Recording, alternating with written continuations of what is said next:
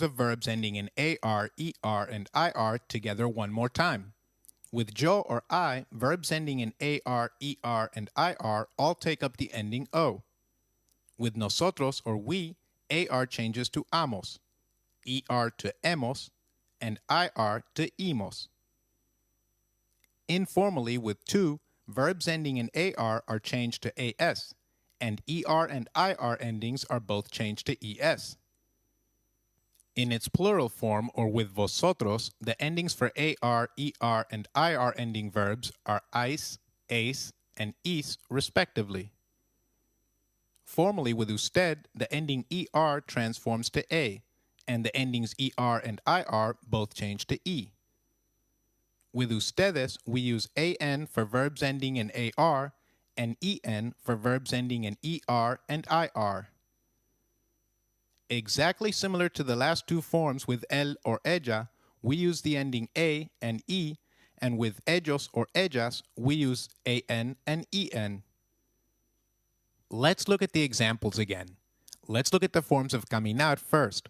To walk or caminar ends in AR, and its forms are yo camino, nosotros caminamos, tú caminas, vosotros camináis, usted camina, ustedes caminan, él or ella camina, ellos or ellas caminan. Next, we look at the forms of to eat or comer, which ends in ER. Yo como, nosotros comemos, tú comes, vosotros coméis, usted come, ustedes comen, él or ella come, ellos or ellas comen. Finally, let's look at the forms of to live or vivir, which ends in IR. Yo vivo, nosotros vivimos, tú vives, vosotros vivís, usted vive, ustedes viven, él or ella vive, ellos or ellas viven. Today we look at more conversations to help us cross the language barrier. In the last lesson, we learned how verbs change their forms depending on the subject or pronoun in the sentence. Today, we will use these verbs in conversations to help you get over language difficulties in a new place. Today's vocabulary. To understand is entender. Can you try that, please? Entender. To spell translates to deletrear. To read becomes leer. Can you try that, please? Leer. To speak is hablar. To say becomes decir.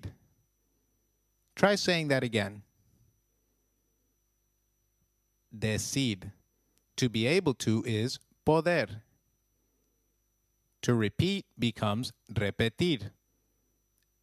And lastly, to write translates to escribir. Try escribir. Escribir. Very good. Do you remember that some verbs undergo a small spelling change? For example, the middle E changes to I or IE, or the O changes to UE when you change their form depending on the subject. For example, to repeat is repetir. But I repeat becomes yo repito. Remember this as it will help you through the lessons. Great! So, let's start with a basic sentence. I don't understand. Looking at it word by word, I translates to yo. Don't or negation is no. And understand is entender. Remember that we can't use entender directly as verbs change form depending on the subject. Here, subject is I or yo. Hence, we change the form to entiendo. Hence, I don't understand becomes yo no entiendo. Can you try that, please? Yo no entiendo. Very good. Did you notice that we change entender to entiendo and not entendo? Entender changes its spelling. That is, the middle E changes to IE when we change its form depending on the subject. Hence, while to understand is entender, I understand becomes entiendo. So once again, I don't understand is no entiendo, where entiendo means I understand. So remember, to understand is entender, and I understand is translated as entiendo. One more time. Entiendo. Note that the spelling changes from E to IE. Similarly, she understands will be ella entiende.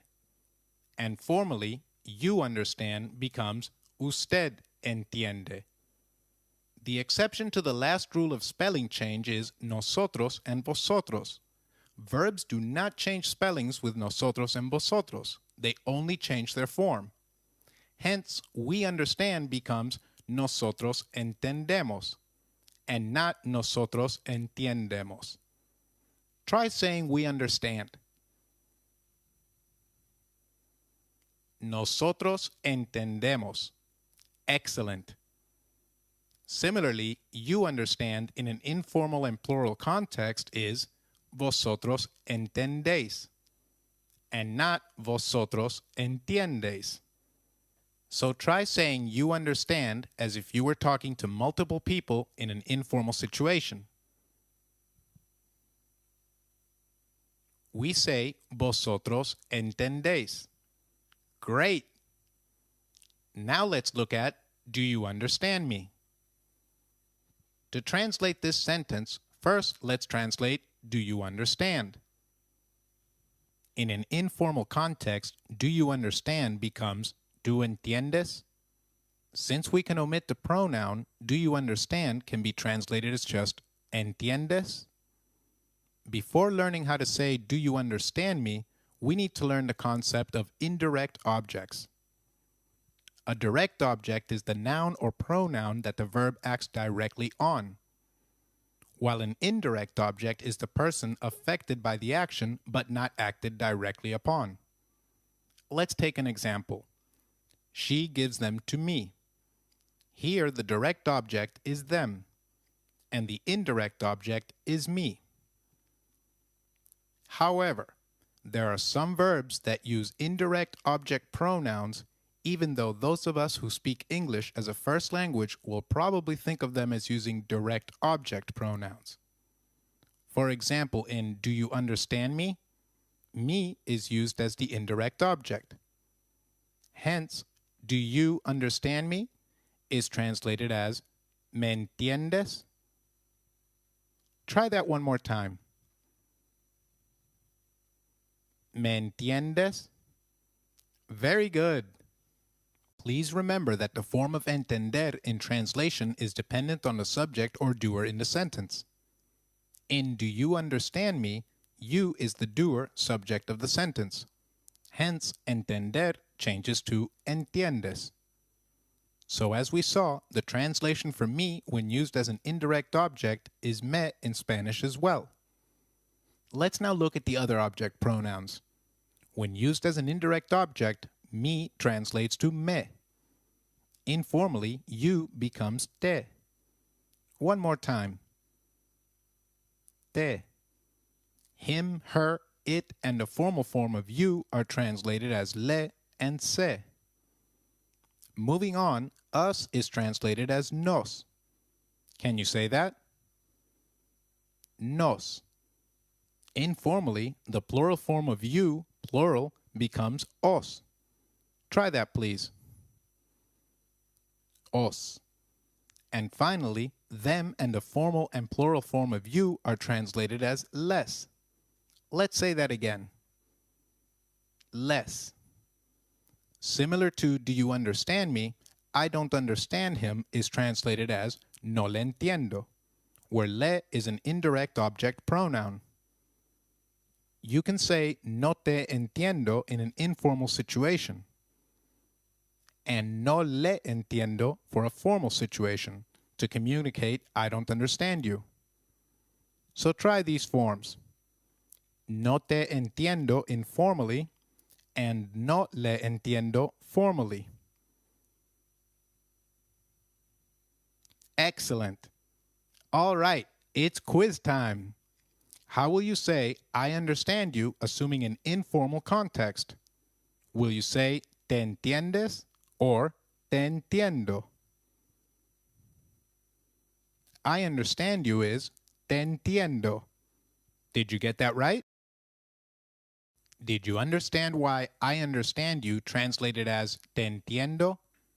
This is because I is the doer or the subject here. Hence, I understand is entiendo, and I understand you becomes te entiendo. Great!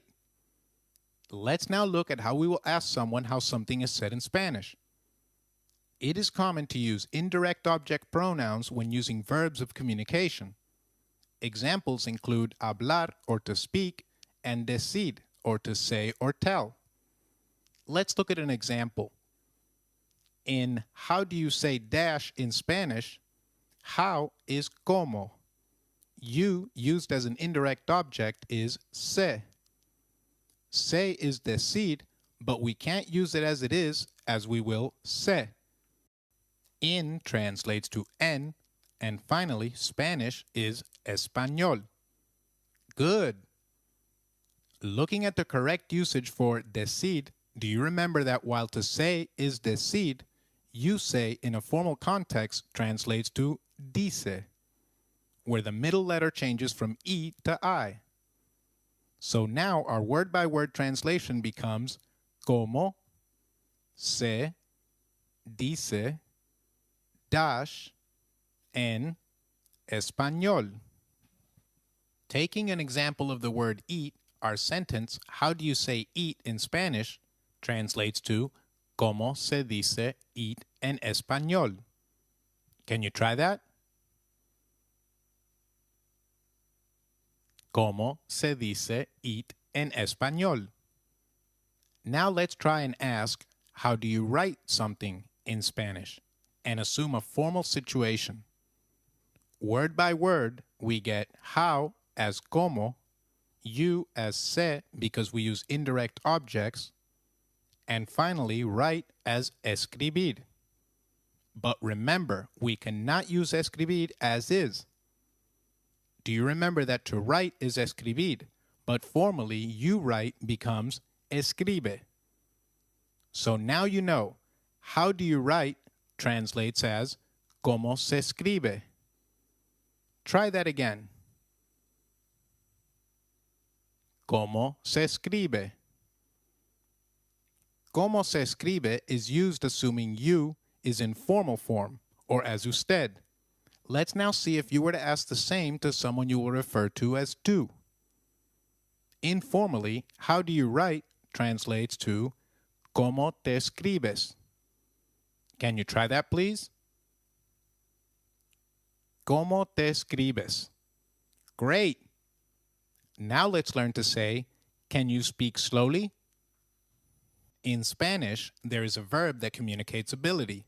To be able to translates as poder. Try that, please. Poder. Good. So, when we ask, can you, we are in essence asking, are you able to? In such cases, can translates to poder. So looking at our sentence word by word, can becomes poder. You becomes tú. Speak becomes hablar. And slowly is despacio. Try saying that. Despacio. Good. But we cannot use poder as it is. Can or to be able to is poder, and it changes its spelling. The middle O changes to UE. Therefore, you can becomes tú puedes. Try that. Tú puedes, or you can. tu can be omitted as it is understood. Hence, our word-by-word translation becomes can as puedes, speak as hablar, and slowly as despacio. As we saw, tu can be omitted. Since we have already changed the form of the first verb, which is can, remember that poder changed to puedes to reflect that we are talking about second person or you. Therefore, we don't change the form of hablar. So now you know, can you speak slowly? Translates as ¿Puedes hablar despacio? Say that one more time, please. ¿Puedes hablar despacio? Excellent. All right, it's quiz time again. How will you say, can you read, assuming an informal context? Will you say, ¿puedes leer? Or ¿puedes leer? Or ¿puedo leer?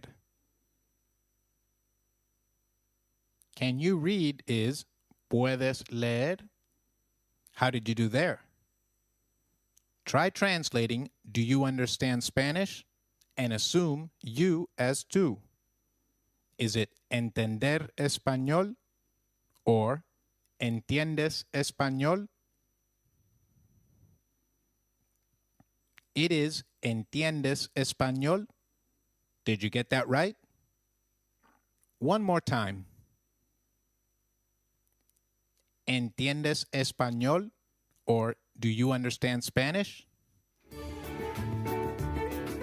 All right, it's time for our Culture Leaf of the Day. Today, we look at New Year's Eve celebrations in Mexico. Mexicans celebrate the New Year's Eve by eating grapes and making wishes. At midnight, as the clocks sound 12 chimes, they eat a grape and make a wish, with every chime. Families decorate their homes in different colors to bring them good luck the next year. Red signifies improvement of lifestyle. Yellow means improved employment. Green is for improved finances, and white for improved health. Mexican sweetbread is baked with a coin hidden in the dough. The recipient of the slice with the coin is said to be blessed with good luck. Another tradition is to make a list of all the bad events over the past 12 months. Before midnight, this list is thrown into a fire, symbolizing the removal of negative energy from the new year.